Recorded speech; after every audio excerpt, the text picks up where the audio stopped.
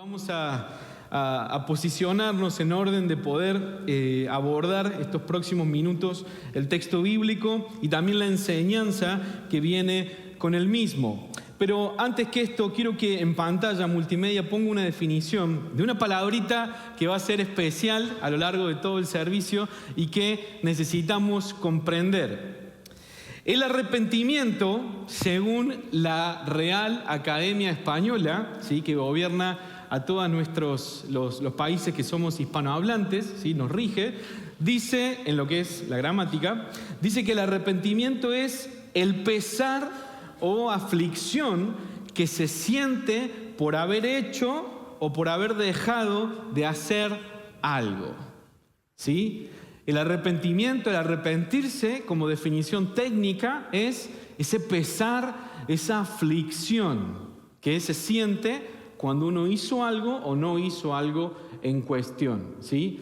Y antes de que ya empecemos a pensar por dónde el pastor va a llevar el sermón y las hermanas digan, qué bien, mi marido va a escuchar sobre el arrepentimiento, ¿sí? O los hombres digan, me toca este domingo, antes de que esa sea la postura, yo quiero invitarte a que podamos abordar el texto bíblico para que esta definición que da el mundo de arrepentimiento, veamos nosotros qué dice la palabra acerca del arrepentimiento. Acompáñame a la segunda carta a los Corintios, capítulo 7, versículo 10. Segunda carta a los Corintios, capítulo 7, verso 10, dice la palabra de Dios. La tristeza que proviene de Dios produce el arrepentimiento que lleva a la salvación, de la cual no hay que arrepentirse, mientras que la tristeza del mundo, esta produce muerte. Verso 11. Fíjense lo que ha producido en ustedes esta tristeza que proviene de Dios. Qué empeño, qué afán por disculparse, qué indignación, qué temor, qué anhelo, qué preocupación, qué disposición para ver que se haga justicia. En todo han demostrado su inocencia en este asunto. Verso 12. Así que a pesar de que les escribí, no fue por causa ni del ofensor, dice el apóstol, ni del ofendido, sino más bien para que delante de Dios se dieran cuenta por ustedes mismos de cuánto interés tienen en nosotros. El apóstol Pablo presenta una situación más que interesante. Evidentemente, en la iglesia aquí había sucedido algo. No sabemos cuál fue el inconveniente, no sabemos cuál fue el problema, pero él sí menciona que había un ofensor y había un ofendido. Y dentro de ese marco, el apóstol está diciendo, ustedes observen que hay una tristeza, dice él, que produce un arrepentimiento. Esa tristeza viene de Dios. Y también hay una tristeza que no viene de Dios, que no produce arrepentimiento, sino que produce muerte. ¿Cómo me doy cuenta qué tipo de tristeza se produce en mí cuando me arrepiento? ¿Cómo sé si mi arrepentimiento proviene de que Dios está obrando en mi vida y me muestra que hay algo que estoy haciendo que no está bien? O si es un arrepentimiento que proviene no de que Dios está obrando en mi vida, sino de que sufro consecuencias de lo que hice y por eso me he entristecido. A ver, pastor, ¿y cómo hago para verlo? Bueno, mire, vamos a poner en pantalla nuestra primera fotografía de la ilustración. Usted va a encontrarse ahí en pantalla con el emperador Napoleón Bonaparte, ¿sí? Para el 1800 se habían iniciado las campañas francesas de la conquista de Europa y gran parte del continente lo tenían bajo su dominio y su poderío. En 1810 él había dictado de que queriendo conquistar Gran Bretaña, ningún país europeo podía comerciar con los británicos. Pero el zar ruso dice, Napoleón, tú no me gobiernas, yo voy a comerciar con los británicos. Cuando se rompe ese bloqueo, Napoleón dice, iré a la guerra contra los rusos, que eran aliados antes, para que aprendan quién es el que manda. El Estado Mayor de Napoleón le dice, emperador, esto no conviene. Es una logística muy grande trasladar, si podemos pasar a la siguiente fotografía, trasladar las tropas desde Francia o Europa Central hacia lo que representan las estepas rusas. Es un viaje muy largo, necesitamos una cadena logística muy grande, no va a ser posible que lo hagamos. El emperador dice, marchemos. Es así que se reúne un ejército que para la época fue de los más grandes, la Gran Armée. Más de 600.000 hombres marcharon desde Francia, desde Europa, hacia lo que fuese Rusia. Los rusos vieron este ejército que llegaba y decidieron que el enfrentamiento no lo iban a hacer cuerpo a cuerpo con ellos, sino que cada ciudad y cada poblado era incendiado, se mataban a los animales y los cultivos y se retrocedía. Los franceses llegaban, se encontraban con nadie para pelear, ¿y qué tenían que hacer? Seguir caminando a la siguiente aldea. Y cuando llegaban a la aldea para ver si había suministros, que encontraban la aldea quemada. Esta sucesión de eventos, más la aproximación del invierno europeo, hizo que Napoleón tuviese que decir, no se puede. De hecho, llegan a Moscú y ¿saben qué hicieron con Moscú? La prendieron fuego los rusos. No había asilo, no había refugio, no había comida, no había animales. Napoleón decide emprender el retorno y son atacados constantemente mientras los soldados vuelven hacia Francia. Más de 600.000 hombres partieron en esa campaña para retornar solamente 100.000. Fue uno de los desastres militares más grandes y que condicionó al emperador en los sucesos que tuvieron lugar en el futuro. Cuando Europa se da cuenta que Napoleón no es invencible, se levantan contra él. Y en 1815 se produce su caída final a manos del general Wellington en Waterloo. Napoleón escribiría en sus memorias, me arrepiento. Ahora, ¿qué es lo que se arrepentía el general? La cantidad de hombres y vidas que habían muerto, la cantidad de personas que sufrieron o el haber perdido en Rusia como perdió, y la consecuencia de esa derrota. ¿Sabe? Este tipo de remordimiento que venía con el general no tenía que ver con la acción que él cometió, sino con la consecuencia de lo que sucedió. Y a veces usted y yo vivimos la vida experimentando el remordimiento de la consecuencia de nuestros actos, no de lo que hicimos. De pronto nos descubrieron en algo que sabíamos estaba mal, y la consecuencia de haber sido descubiertos es lo que nos duele, no lo que hicimos. Si no nos hubieran descubierto, seguiríamos viviendo la vida igual. Y eso no produce ese pesar. Pablo dice, el arrepentimiento genuino viene de un corazón que tiene una tristeza que la provoca a Dios por la acción cometida, no porque lo descubrieron, no porque se dieron cuenta, no porque ahora sufro la consecuencia de mis actos. Pablo dice, la tristeza que proviene de este mundo es esa tristeza. Me descubrieron. Y ahora tengo que pagar las consecuencias. No me duele lo que hice, es lo que debo sufrir ahora. Así que vamos a centrarnos ahora en 4 enseñanzas muy prácticas en torno a este precioso pasaje que hemos leído. Enseñanza número 1. Cuando tú te arrepientes con la tristeza que proviene de Dios, en primer lugar, priorizas las relaciones. Dice el apóstol Pablo en Colosenses capítulo 3, versículo 12, por lo tanto, como escogidos de Dios, santos y amados, revístanse de afecto entrañable y de bondad, humildad, amabilidad y paciencia.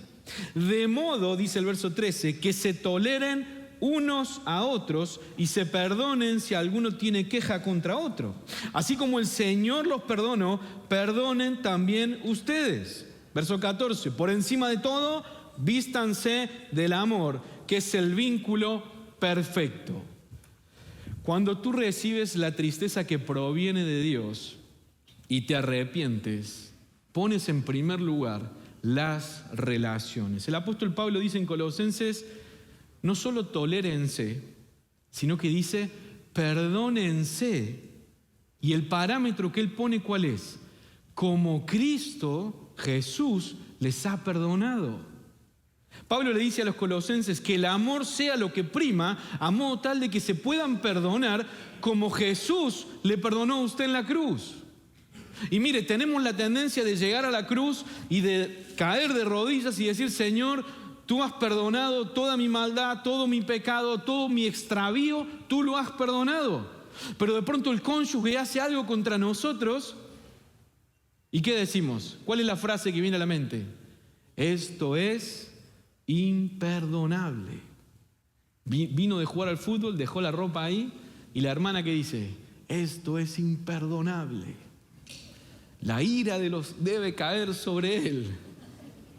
Nuestros niños van a la escuela, hacen lo que los niños hacen en la escuela, vuelven de la escuela y decimos, lo que has hecho es imperdonable.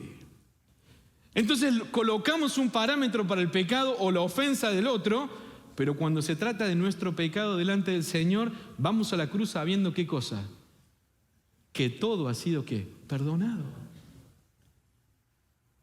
Llevamos años viviendo con nuestro esposo, con nuestra esposa, nuestro cónyuge, diciendo esto que me hizo, jamás lo voy a... Veo muchos codos de hermanas. Esto que me hiciste, yo jamás lo voy a perdonar. Y caminamos la vida destruyendo relaciones interpersonales. Nos peleamos con el cónyuge, nos peleamos con los hijos, nos separamos de los miembros de la iglesia. ¿Aquí en la iglesia? Seguramente con alguien ha sucedido que ha tenido una ofensa, o usted ha sido quien ofendió, o a usted le han ofendido. Porque va a pasar, porque es normal, porque es el cuerpo de Cristo, porque somos seres humanos y de constante vamos a cometer errores, aún no queriendo y a veces queriendo, pero la ofensa será algo cotidiano y normal. Ahora, el arrepentimiento debe ser el fruto de una tristeza que Dios da de que lo que hemos hecho no está bien y no fruto de la consecuencia de lo que hemos hecho. Necesitamos entender cuán importante es priorizar el restablecer las relaciones interpersonales basándonos en el concepto primordial que debemos perdonar como el Señor nos ha perdonado a nosotros. Dice Pablo, que prime el amor entre ustedes, que sea lo primero entre cada uno de ustedes, entre los esposos, con los hijos, con los hermanos en el cuerpo de Cristo, con los que están fuera del cuerpo de Cristo, que sea el amor que prime en medio de ustedes. Pero dijimos entonces primero, cuando te arrepientes, priorizas tus relaciones. Segunda enseñanza en esta mañana, para que puedas anotar ahí en tu papel, cuando te arrepientes, dice, ves tu pecado como Dios lo ve. Y mire, somos especialistas para catalogar el pecado de acuerdo a la circunstancia, ¿no? Si es mi esposa la que hizo el pecado, tiene una gravedad, ¿no? Si es el marido el que cometió la falta, no hay juez que lo libre. Ahora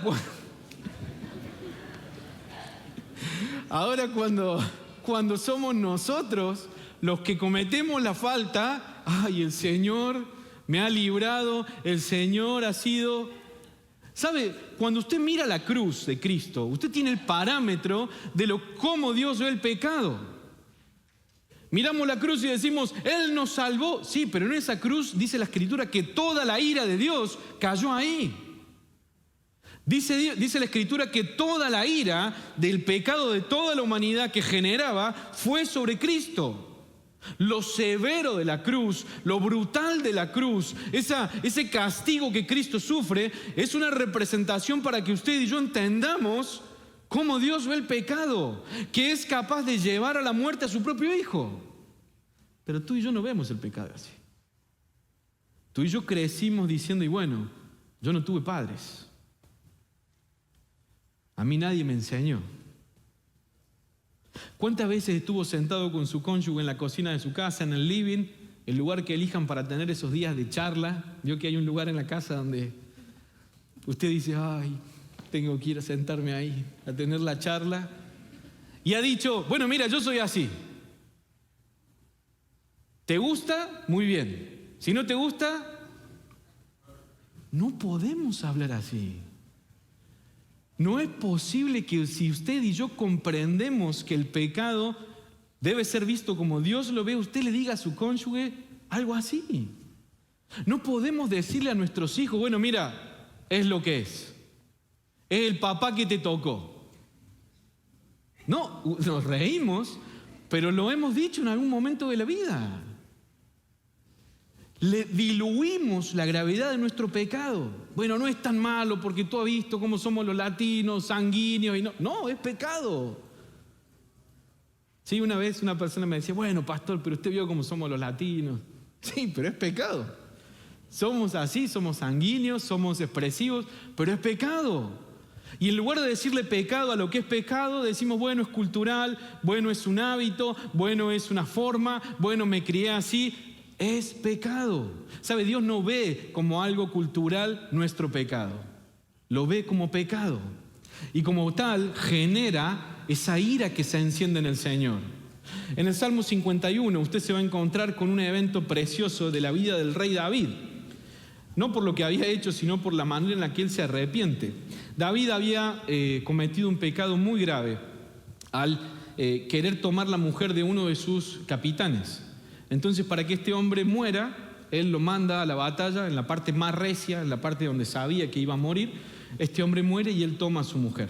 La mujer queda embarazada y cuando da a luz, él es confrontado por el profeta Natán. Cuando David entiende su pecado y se da cuenta de lo que ha hecho, escribe este Salmo 51. Dice la palabra de Dios, Salmo 51, versículo 1.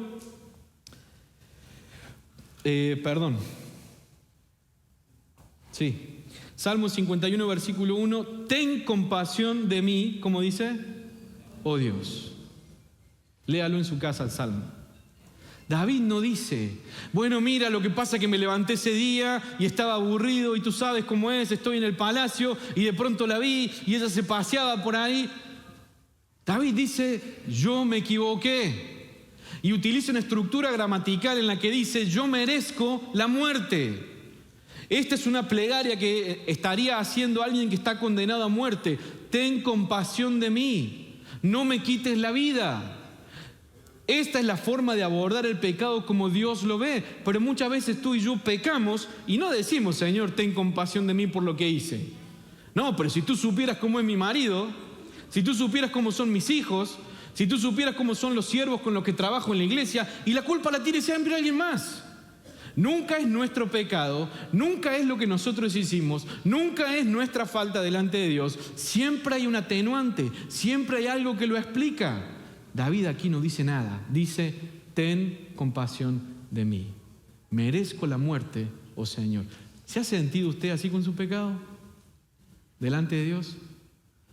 Diciéndole al Señor, ten compasión de mí. Sé que merezco la muerte. ¿Sabe? Cuando usted y yo logramos arrepentirnos por la tristeza que proviene de Dios, vemos el pecado como Dios lo ve. Y déjeme decir algo bien cortito para los varones aquí presentes. Amados hombres que están presentes aquí, que son jefes de familia en sus hogares y los que lo serán el día de mañana. Si queremos que nuestra familia experimente la mecánica del arrepentimiento y el perdón, empieza en nosotros. Si queremos que nuestra esposa experimente la mecánica del arrepentimiento empieza en nosotros. Si queremos que nuestros hijos empieza en cada uno de nosotros. Queremos animarle como líder de su hogar, como cabeza de su familia, que usted experimente esta tristeza que proviene de Dios para que su esposa y sus hijos vean un hombre que ve el pecado como Dios lo ve y procede al arrepentimiento. Enseñanza número 3 en esta mañana. Cuando tú te arrepientes, cambias tus conductas. Dice el apóstol Pablo en 2 Corintios capítulo 5, versículo 17, por lo tanto, si alguno está en Cristo, es nueva creación. Lo viejo ha pasado, ha llegado ya. Este versículo nos gusta a todos. De modo que si alguno está en Cristo, nueva criatura es. Pero sigo hablando igual, sigo pensando igual, sigo maltratando a mi familia igual, sigo yendo a los mismos lugares que sé que no tengo que ir igual, sigo navegando internet de la misma manera que sé que no lo tengo que hacer, sigo usando las redes de la forma en la que sé que no tengo que hacer. Sí, pero cuando lo leemos decimos, amén, Señor, somos nuevos en Cristo, pero la conducta muestra otra cosa. Dice el texto y el apóstol es muy enfático, cuando usted está en Cristo posicionalmente, la vida cambia. Cuando usted está en el Señor, usted ya no tiene que pensar igual. Usted ya no debe mirar igual, ya no debe moverse igual, porque en Cristo usted ha sido hecho nuevo. No es que usted sea muy bueno, no es que usted tenga habilidades, no es que usted sea privilegiado, es que ahora por la cruz de Cristo y su sacrificio, usted de no estar en Él, ahora posicionalmente está en Cristo. Y como nueva criatura, la conducta debe ser acorde a alguien que está en Cristo. El arrepentimiento que viene del Señor se experimenta cuando usted y yo estamos en... Muy bien, iglesia. Cuando estamos en Cristo, nuestra conducta se modifica, cambia por completo. Es totalmente diferente a lo que era antes. Porque como dice el apóstol Pablo y el Señor en su palabra, usted es una nueva creación. No es algo remendado, no es algo adaptado, no es algo... Pero nos encanta esa idea de que sea algo adaptado. Sí, el Señor me salvó, pero déjame estas formas que son mías. El Señor me salvó, pero deja que yo siga hablando como yo quiero hablar. El Señor me salvó, pero permíteme que siga mirando estos programas que a mí me gustan ver. Cuando el Señor le salva, usted tiene una nueva manera de proceder. Que no importa el país del que venimos, no importa el idioma que hablamos, no importa la posición económica, usted ahora está en Cristo. Cuarta enseñanza en esta mañana, para acercarnos al final. Cuando tú te arrepientes, vuelves a Cristo. ¿Sabe? Este es uno de los conceptos que más curiosidad despierta desde el hecho del vocablo, de la palabra volver. Dice en Hechos de los Apóstoles, el apóstol Pedro está predicando y dice el capítulo 3 del verso 19 de Hechos de los Apóstoles, mientras él habla a la audiencia: por tanto, para que sean borrados sus pecados, dice el apóstol Pedro, arrepiéntanse y sigan viviendo la vida como tienen ganas. Arrepiéntanse y continúen en esa mecánica destructiva. Arrepiéntanse hoy y sigan haciendo lo que los has traído hasta aquí. ¿Eso dice el texto? Dice: arrepiéntanse y vuélvanse a Dios. El concepto es: estabas caminando en esta dirección, ya deja de caminar en esa dirección. Mire, a veces nos volvemos en un proceso de arrepentirme y me siento con mi esposa y le digo: yo te pido perdón por esto, y pasa y otra vez lo mismo, y otra vez lo mismo, y otra vez lo mismo, porque entiendo que yo puedo seguir haciendo lo mismo mientras me arrepienta. Pedro les está diciendo: arrepiéntanse y orienten la vida al Señor, cambie la dirección en la cual camina. Amada iglesia, necesitamos entender que el arrepentimiento que proviene, esa tristeza que proviene de Dios, hace que usted confiese su pecado y oriente la vida al Señor. No vuelva a alejarse del Señor, sino que se acerca al Señor. Necesitamos entender que a partir de este volver al Señor se produce este hermoso, esta preciosa relación de que he pecado, pero pongo mis ojos en mi arrepentimiento, vuelvo mis ojos al Señor. ¿Cuántos años más vamos a vivir así? Pidiendo perdón siempre por lo mismo. Una vez una persona me dijo: pastor, así es muy fácil el cristianismo, Hay que perdonar, pero la gente no cambia. Y yo por dentro dije: bueno, pero eso es lo que Cristo hizo, nos ha perdonado. Pero usted mira el texto bíblico y es: arrepiéntanse y cambien de dirección. Debe producirse un cambio de mentalidad.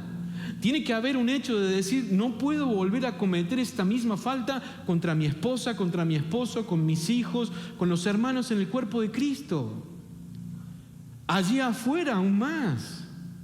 Necesitamos entender la importancia de que se produzca ese cambio precioso. Solo sucede si usted vuelve al Señor, si es literalmente orientado a través del arrepentimiento al Señor. Miren, Deuteronomio capítulo 4, Israel experimenta uno de los mandatos, por así decir, de parte de Moisés, en torno a una vez que hemos caído, una vez que hemos pecado, ¿qué sucede con nosotros? Y el pueblo se encontraba muy triste porque entendía que ellos habían cometido pecado de idolatría, alejándose del Señor. Sin embargo, Moisés les dice a ellos, capítulo 4 de Deuteronomio, verso 29, pero si desde allí que has caído, desde allí que te has alejado, desde allí que estás lejos del Señor, buscas al Señor tu Dios con todo tu corazón, verso 29, y con toda tu alma, dice, lo encontrarás. Y al cabo del tiempo, cuando hayas vivido en medio de todas esas angustias y dolores como consecuencia de tu pecado, volverás al Señor tu Dios y escucharás su voz. Porque el Señor tu Dios es un Dios compasivo que no te abandonará, no te destruirá, no se olvidará del pacto que juró a tus antepasados. Si buscas al Señor, lo encontrarás. Yo no sé en qué situación has llegado a la iglesia, yo no sé cómo ha sido tu semana, no sé cómo son tus meses o tus años que quizá carreas con algo que te agobia, un pecado, una ofensa, no lo sé, pero sí quiero decirte que si de ese lugar buscas al Señor, lo encontrarás. La cruz de Cristo es el testimonio precioso, la cual fue levantada una vez y para siempre, en donde quien orienta sus ojos al Señor lo encontrará. Amada iglesia, necesitamos entender que cuando se produce esta tristeza que viene del Señor, experimentamos el arrepentimiento genuino de lo que hicimos. Tomamos autoría de lo que hicimos y entendemos que el pecado se ve como Dios lo ve. ¿Sabe? Cuando este proceso toma lugar, somos orientados al Señor. Y los primeros que van a disfrutar de eso, ¿saben quiénes son? El cónyuge, los hijos, la iglesia. Cada vez que un hijo de Dios es orientado a la cruz de Cristo, experimentamos este maravilloso arrepentimiento que viene del Señor.